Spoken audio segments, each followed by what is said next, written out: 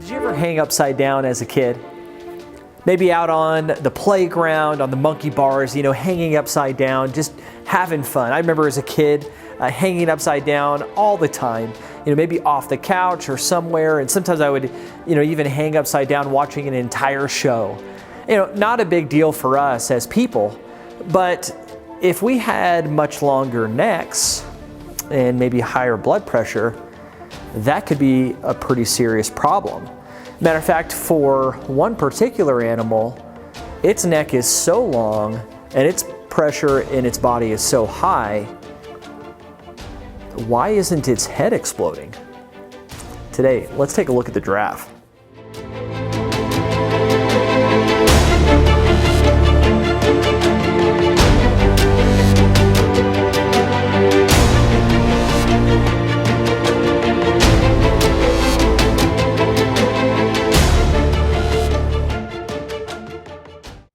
As you probably know, the giraffe is the tallest animal in the world, reaching nearly 20 feet tall.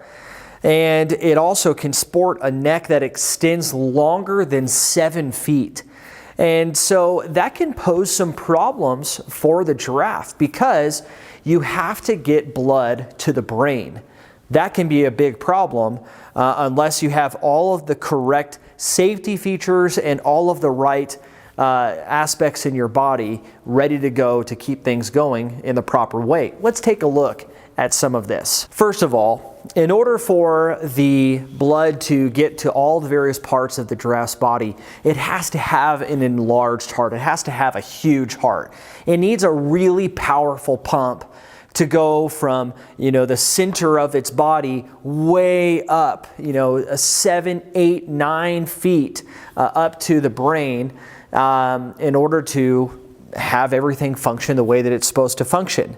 And so there, if you think about the size of our heart, for example, it's supposed to be about the size of your fist. Well, a giraffe's heart is about 2 feet long and can weigh over 25 pounds. So again, huge, but it's super powerful. It's the right pump for the job, and it can pump 16 gallons of blood per minute. So very efficient, very powerful. It's exactly the right heart to keep the giraffe up and going. The problem is blood pressure.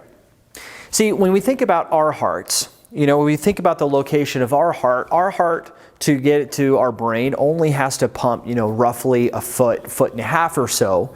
And so it really doesn't have very long to go.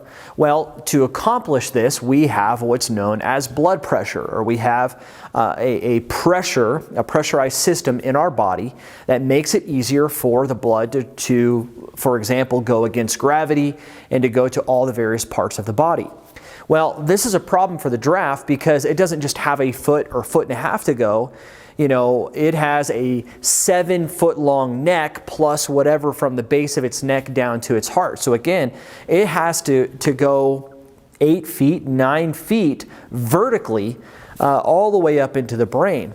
And so it has a much higher blood pressure. Now, just by way of comparison, our normal blood pressure is supposed to be 120 over 80, and that does the trick for us. That's the right pressure for the blood to get to all the various parts of our body the way that it needs to go. But if we have high blood pressure, that poses a pretty significant problem. It can start causing some pretty bad health problems in our lives. In America, according to statistics, about half of all Americans have high blood pressure. They even call it, the silent killer if it's not taken care of over time. As people, high blood pressure is a pretty big problem, or it can be. As a matter of fact, if our blood pressure reaches, 180, then it's known as a hypertensive crisis. And it must be lowered immediately or it can result in death. If a person is undergoing a hypertensive crisis, they need to get to the hospital right away, or they need to be consulting with their doctor to get things handled very, very quickly because it can be a really large problem. Well, again, when we think about the giraffe, its normal blood pressure, again, ours is 120 over 80, their normal blood pressure is 280 over 180. And this makes it the highest of all animals. And so that's just normal, like going around eating grass and plucking some leaves off this tree, just the normal stuff. Its pressure can reach mind-blowing levels. When it begins running for miles at 31 miles an hour, I think the top speed that it's been clocked at is 37 miles an hour, and their blood pressure just pushes through the roof. And again, for us, that would just be horrific. It would be so tragic. But for the giraffe, it's no problem at all. I mean, why is it that with such a high blood pressure, especially if it's nervous or anxious, or there maybe are animals and it has this long neck, and when it bends down to get a drink of water, why is it not literally causing damage to its own brain from the pressure? Why is it that its internal organs are not rupturing because of the pressure when it's the highest of all animals? Again, it's equipped with some really interesting things to help it to handle the pressure. When we take a look at the blood vessels, of course, are perfectly designed to handle all of this. The blood vessels of the giraffe are extra thick. In some places, they're up to 1 inch thick, and so they can be very, very thick, but they also have an elastic quality to them. So if there's a little bit more pressure, they can expand and contract a little bit as they need. And so the walls of the blood vessel can handle the pressure, and then also it's flexible just to handle the pressure all that more. And so when it's traveling throughout the body, it's not going to have blood vessels that are going to rupture. Its internal organs are not going to rupture because of the ability of the blood vessels to handle all this pressure. It's just perfect. It's exactly the way that it needs to be. But one of the most tricky parts is the head itself. Again, it has a long neck, that's what it's known for. When a giraffe bends down for a drink of water, there's really two main problems that are occurring. The first is when you think about the system in general, you have the blood that comes into the brain from the heart, and then that blood exits out of the brain, comes back down the neck, and it will begin circulating through the system again. Well, when the giraffe goes to get a drink of water, you have the blood coming into the brain from the heart. That's, again, the problem. That's pumping down. But you also have the blood that exited the brain that's now being pulled by gravity back into the brain. And so from both sides, it should be causing catastrophic pressure to the brain and causing brain damage. Well, why doesn't it?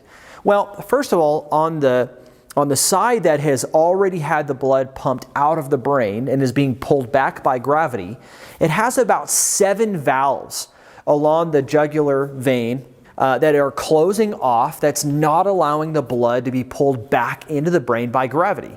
And so when it bends down to get a drink of water, these valves will shut and it will relieve the pressure that would have come from the blood from gravity from coming in there, and it handles it no problem. And so on that side of the brain, it's taken care of. On the other side of the brain, though, to where the blood is coming in from the heart, it still has that issue because you're having blood pumped into the brain. Well, it just so happens to have at the base of the brain a sort of sponge, if you will. It's called the wonderful net is the way that it is translated. And essentially what it does is it will collect the last pump of blood that comes into the brain from the heart before it kind of shuts that off, and it will absorb that, and they're flexible and strong just like the rest of the blood vessels, but it's at the base of the brain. And so it will go down, get its drink of water, and that will expand, so it takes the pressure off the brain. And so now both situations are taken care of. So as the blood came in from the heart, that sponge, the wonderful net, collects the blood, and all of those valves shut off so that the blood doesn't come back into the brain. No head explosions, no brain damage, no problem at all. He can get his sip of water. All of that just so he can bend down for a drink of water. It's no problem at all for him. It's perfect. But you might also think about the fact that maybe if you did hang upside down as a kid, or maybe when you lay down and you try to get up quickly, you can feel lightheaded or you can even pass out because there's been now a sudden lack of blood flow to the brain. Well, with the giraffe, that could also be a problem. You don't want to be passing out when you went to get a drink of water, and then you raise up, and then a lion attacks you, because you're vulnerable. And so what will happen with that wonderful net is it will take that last pump of blood, and then as the giraffe begins to raise up, it will squeeze that blood back into the brain. The valves will open on either side, and everything will just begin circulating again. No problem, no passing out. And he goes on his merry little way to find some tall trees to graze on and have a wonderful little afternoon there. But this doesn't take care of all of the problems. You see, since it contains so much blood in its body, and because it's so tall and has all of the blood pressure and everything that we've been discussing, gravity should be pulling all of this blood down to the legs and be causing a lot of problems. Matter of fact, as one scientist pointed out, in all other living animals, the result would be filtration edema, in which the blood is forced outward through the capillary walls. In other words, to say blood vessels would start breaking because of the pressure if the legs were just like any other normal leg. God designed the giraffe to have very thick and tight skin around its legs, again with very strong blood vessels, so that it can handle the pressure, but it doesn't allow too much blood to be entering down into the legs to cause all these issues. And so if you think about a giraffe's legs, they're skinny, and that is exactly what they need to be so that the blood can circulate through the body, no problem at all, doesn't pool in the legs, doesn't burst blood vessels. Again, he just goes on his way without a problem. As a matter of fact, our fighter pilots actually utilize something similar. In their specialized G-suits, what they will do is they'll have increased pressure on the legs so that it allows more blood to be able to get into the brain. That way, as they're flying around, enduring 9 Gs or whatever it may be, it allows them to not pass out as easily. So utilizing the same type of idea that giraffes are, it just works out perfectly. I find it mind-boggling that all of these features need to be in place just simply for a drink of water. I mean, which one do you take out? Which one has to develop slowly over time? Because if it doesn't have the wonderful net at the base of its brain, then the giraffe dies. If it doesn't have all the other valves on the other side to shut off the blood coming back in from gravity, then it dies. If it doesn't have a powerful enough heart, it dies. If the blood vessels are not thick enough or elastic enough, then it dies. And if the legs are not situated with tight skin and everything, then it has a problem and its blood doesn't get to its brain and it dies. I mean, all of these scenarios result in the death of giraffes. And yet what we see always are fully functioning, fully formed, perfectly designed giraffes, just the way that God designed them. We don't see this slowly happening over time. We don't see the evidence in the fossil records. What we just see are giraffes. When the scene opens up in heaven and the people are praising God, one of the things that they specifically praise Him for is His creation. When we look at Revelation chapter 4 in verse 11, they say, "Worthy are you, our Lord and our God, to receive glory and honor and power, for you created all things, and because of your will they existed and were created." As we see here in Revelation, when we look at the creation around us, it shows us that God is worthy to receive glory and honor and power. That He has displayed His wisdom and His magnificence, and He has shown us these things only because that was His will. This is because He did these things so that we would see Him in creation. And certainly when we are willing to look at the evidence, to look at these things, look at these animals, we can see we serve a powerful and wonderful God.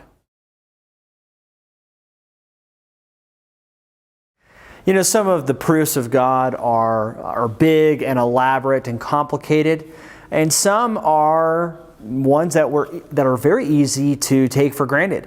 As a matter of fact, if you were just go into your kitchen right now and grab an egg, What you would hold in your hand right there is just one more amazing proof of God. Eggs are incredible little tools to grow little birds. Particularly when we take a look at the chicken egg, it has to have a specific set of circumstances just for it to come out and to be able to live. For example, when we look at the shell of the egg all by itself, it looks solid, but it's actually not. Around the surface of the egg are between 10,000 and 17,000 little holes or little pores in the shell. Now, this is going to actually provide oxygen for the baby chick. If you were to take an egg and put it into warm water, maybe as you're boiling it or something like that, you might actually see tiny little air bubbles coming up from the egg, and that's because of those pores. And so for over 2 weeks, that's how this baby chick is going to be able to breathe. It's going to be using the pores in the egg to breathe. If it didn't have that, it would suffocate and it would die. During the first few days after this egg is laid, it has to grow some blood vessels. Specifically, it will grow 2 blood vessels to the egg, to the shell of the egg, and that will provide oxygen. And it will grow 2 blood vessels to the yolk in order to get all of the nutrition and sustenance that it needs. And so it's getting its air supply, it's getting its sustenance, and just a few days in, by the 5th day, the little chick's heart is now pumping and things are really going well. The problem is that just by existing, now it's going to be giving off carbon dioxide, it's going to be having just a little bit of waste, and it's going to be producing water vapor. If that's not taken care of, then it also is going to die. Thankfully, it now has blood vessels. So the carbon dioxide is going to escape out through the shell of the egg, and while also bringing in fresh oxygen. And it's going to take care of the water vapor as well. And again, no problem at all because it had these blood vessels to take care of all of this. By day 19, a problem has now occurred. And that is that it's starting to suffocate. The air supply that it's getting from the shell of the egg is not enough. And it needs to be able to break out of its shell and start getting a fresh supply of oxygen. Well, in order to do this, it has grown an egg tooth. It's a hard tooth or little spine on the edge of its beak. And what it will do is, first of all, it has a built-in air sac into the egg. If you've ever hard-boiled an egg, one of the things that you may have noticed is it actually has a flat part at the bottom of the hard-boiled egg. That's where the air sac was. So somehow, each egg is fully formed with its own little air sac, perfect for the baby chick to be able to use its egg tooth to poke into that, get a fresh supply of oxygen so that it can have the air and the strength to try to poke a hole through the inside of the eggshell out into the world and get a continuous supply of oxygen. And so, has the air sac, perfect, gets what it needs to break into the outside, that way it can keep going. Now, once the chick has finally broken to the outside of the egg, sometimes we as people will say, oh look, it's hatching, it needs some help. And so maybe we could make the mistake of beginning to take the shell off of the chick. Well, and that would be bad because it actually needs the struggle to produce strength and to get it more ready for the outside world. And so sometimes if we were to do that, we actually are going to hurt the chick, to cause it to be too weak to survive in the outside world. It needs the struggle. And so it uses all of these features just to come into exist in our world. Now, what's interesting is that if any of these steps are missing in this sequence, then the baby chick dies. It has to have the pores in the shell to get oxygen. It has to, after a couple of days, grow at 2 blood vessels to the shell and to the yolk. If it doesn't, it dies. It has to have the air sac contained within the egg available for it. If it doesn't, then it probably dies. It has to poke a hole into the outside world, and then it has to use all of the struggle to break out just so that we can have chicks. If we take any of these out, then chicks aren't alive. If we take any of these out, then perhaps we don't have chickens. Even when we look at something as common as this, or as small as this, we can see purposeful design that God has given us. You know, for us, if we will just look around with an honest heart, we will see that God's hand is everywhere. From something as simple as the egg to something as complex as the woodpecker or some of the other animals that we have discussed. We serve an awesome God. He's given us plenty of evidence if we'll but look around and take it in. Thank you so much for joining us for this episode of God's Creatures That Blow My Mind. Look forward to seeing you next week.